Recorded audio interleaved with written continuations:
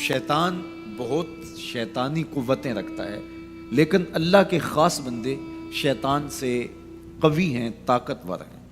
حضرت ابو ہریرہ رضی اللہ تعالیٰ عنہ سے معروف روایت ہے، فرماتے ہیں کہ صدقے کے مال میں حضور نے مجھے امین مقرر کیا، پہرے دار مقرر کیا۔ تو کہتے ہیں میں پہرے پہ تھا، ایک شخص آیا، اس نے چادر بچھائی اور جلدی جلدی سے وہ غلہ، وہ کھجوریں، وہ مال اپنے کپڑے میں ڈالنے لگا۔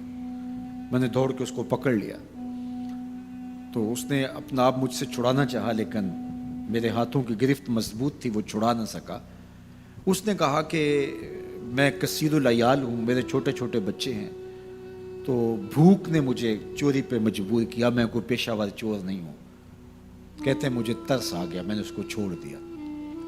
خیر رات گزر گئی، صبح ہوئی، حضور کی خدمت میں حاضر ہوا تو آقا کریم نے فرمایا کہ ما فعل اسیرک البارحہ، ابو ہریرہ رات والے چور کا کیا بنا؟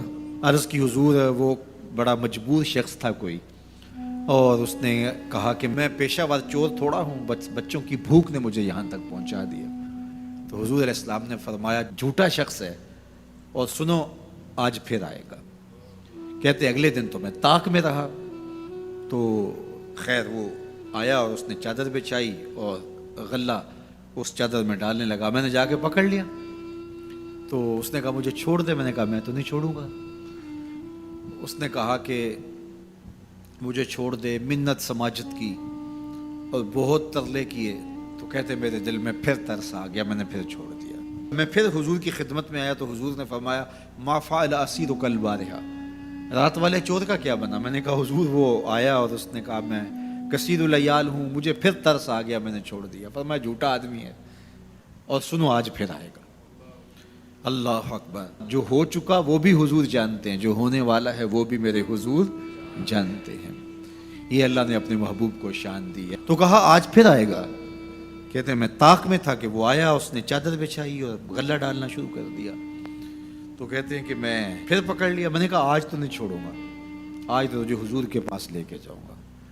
تو جب اس نے ترلے کیے، منتیں کی، میں نے کہا نہیں آج تو کوئی بات نہیں چلے گی۔ ایک دن ہو گیا، 2 دن ہو گیا، اب تیسرا دن ہے۔ اس نے کہا ابو ہریرہ میں تمہیں ایک بات بتاتا ہوں، اگر تمہیں اچھی لگے تو مجھے چھوڑ دو گے؟ کہا بتاؤ۔ کہا کہ جب رات سونے لگو تو آیت الکرسی پڑھ لیا کرو، فجر تک تمہارے پاس شیطان نہیں آئے گا۔ کہتے ہیں بات بڑی اچھی تھی، میں نے اسے چھوڑ دیا۔ حضور کی خدمت میں پہنچا تو پھر فرمایا وہ رات والے چور کا کیا بنا؟ میں نے کہا حضور اس نے مجھے یہ وظیفہ بتایا۔ حضور نے فرمایا بندہ تو جھوٹا ہی تھا، لیکن بات سچی بتا گیا۔ اور پھر فرمانے لگے ابو ہریرہ جانتے ہو وہ 3 دن جو آتا رہا وہ کون تھا؟ میں نے کہا اللہ و رسولہ عالم۔ فرمایا وہ خود ہی تو شیطان تھا۔ 3 دن جو آتا رہا وہ خود ہی تو شیطان تھا۔ اب شیطان بڑا تگڑا ہے، لیکن ابو ہریرہ پکڑے تو چھڑا نہیں سکتا۔ یار ابو ہریرہ پکڑے تو شیطان چھڑا نہ سکے، اگر حضرت عمر پکڑ لیں تو یہاں تو آ گیا نا، حضرت عمر کے سامنے تو آنے کی ہمت بھی نہیں کرتا۔ ان الشیطان یفر من ظل عمر، شیطان میرے عمر کے سائے کو دیکھ کے بھی بھاگ جاتا ہے۔ تو شیطان بڑا طاقتور ہے، بڑا قوی سہی، لیکن اللہ کے مخلص بندوں کے مقابلے میں وہ بہت کمزور ہے۔ اس لیے اس راستے پہ اگر چلنا ہو تو کسی طاقتور کے ساتھ چلیں، تاکہ یہ کمزور سمجھ کے حملہ آور نہ ہو جائے۔ تو ہم نماز کے اندر جب کھڑے ہوتے ہیں تو اس وقت اللہ سے سیدھی راہ جو مانگ رہے ہوتے ہیں، تو یہ نہیں مانگ رہے ہوتے کہ سیدھی راہ دکھائی دے۔ ہم دیکھ چکے ہیں حضور کے صدقے سے، تبھی تو کلمہ پڑھا ہے۔ سیدھی راہ دیکھ چکے ہیں تبھی تو وضو کیا ہے۔ سیدھی راہ دیکھ چکے ہیں تبھی تو کانوں تک ہاتھ لگا کے ہاتھ باندھے اس کی حضور کھڑے ہیں اور رخ قبلہ کی جانب کیا ہے۔